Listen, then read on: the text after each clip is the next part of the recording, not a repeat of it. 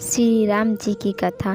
एक बार भगवान श्री राम ब्राह्मणों को भोजन करा रहे थे। तभी भगवान शिव ब्राह्मण वेश में वहां आए। श्री राम व लक्ष्मण और हनुमान सहित उनका स्वागत किया और उन्होंने भोजन के लिए आमंत्रित किया।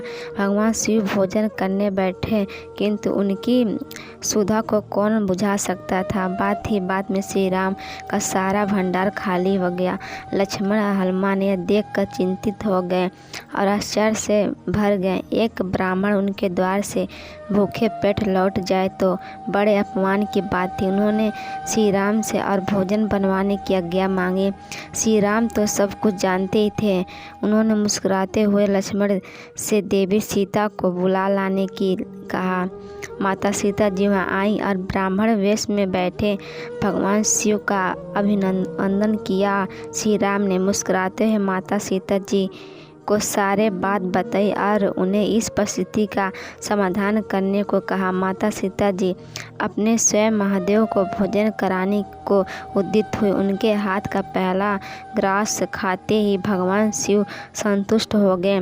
भोजन के बाद भगवान शिव ने श्री राम से कहा कि अखंड भोजन करने के कारण वे स्वयं उठने में असमर्थ हैं, इसी कारण कोई उन्हें उठाकर सैया पर सुला दे।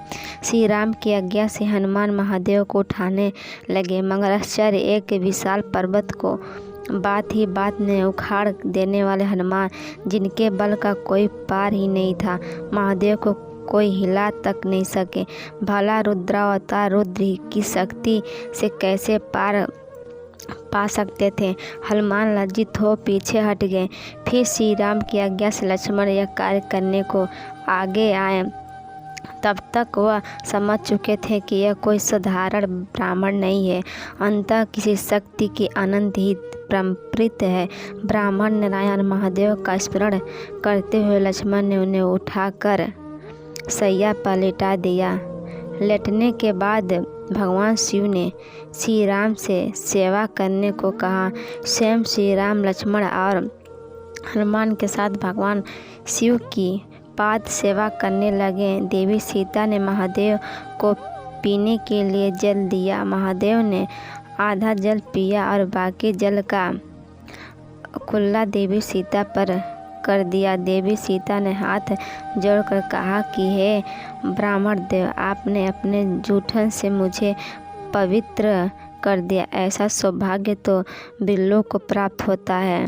यह कहते हुए देवी सीता उनके चरण स्पर्श करने बढ़ी। तभी महादेव ने अपने असली रूप में आ गए। महाकाल के दर्शन होते ही सभी के करबद्ध हो गए। उन्होंने नमन किया। भगवान शिव ने श्री राम को अपने हृदय से लगाते हुए कहा कि आप सभी मेरी परीक्षा में उत्तीर्ण हुए। ऐसे कई अवसर थे जब किसी भी मनुष्य को क्रोध आ सकता था, किंतु आपने अपना संयम नहीं खोया।